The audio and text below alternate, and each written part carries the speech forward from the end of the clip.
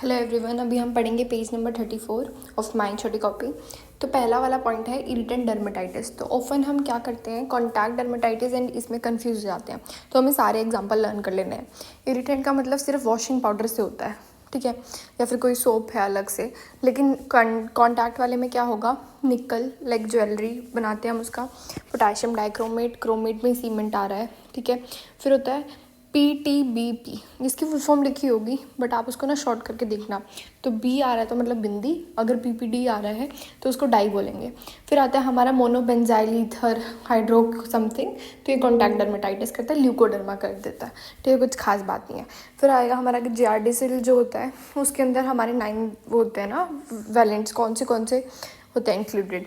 तो 6, फिर उसके बाद 11 जो हमारा कॉमन होता है, जो सबसे छोटा वाला एक्यूमुलेटा के अंदर हम यूज़ करते हैं, कॉन्डाइलोमा के अंदर। फिर 16, 18, 31, 33, उसके बाद 45, 52 एंड 58। तो इसको कैसे लर्न करना है, लास्ट वाला 3 में हमारा आ रहा है 5, तो 4 × 2 = 8। तो ऐसे करके हमारा लर्न हो जाएगा।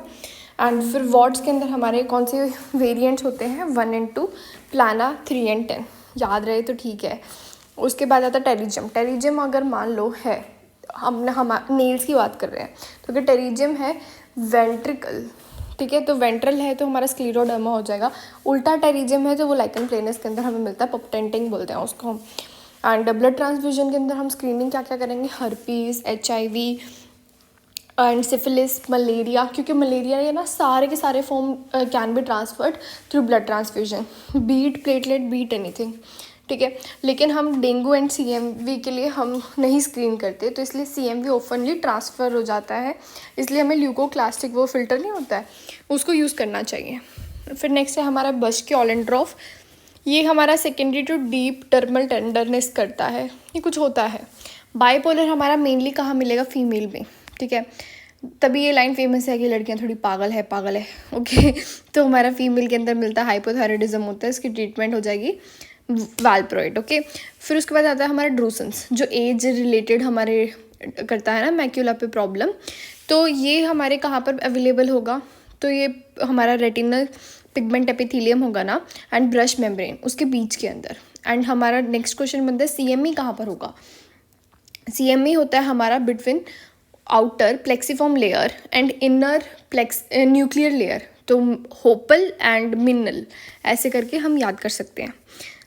एन्यूरोसिस में ना हमारा 5 ईयर इज़ कट ऑफ, जैसे कि डेंगू के अंदर NS1 के ऊपर 5 इज़ कट ऑफ, ऐसे हमारा एन्यूरोसिस में 5 is cut off.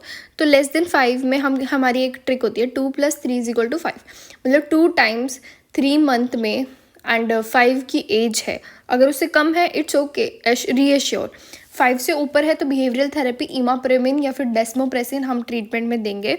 And more than 7 के अंदर हमें USG करना होता है, क्योंकि हमें डाउट होता है कि उसमें वेसाइकोयूरेथ्री रिफ्लेक्स तो नहीं है, इसके लिए।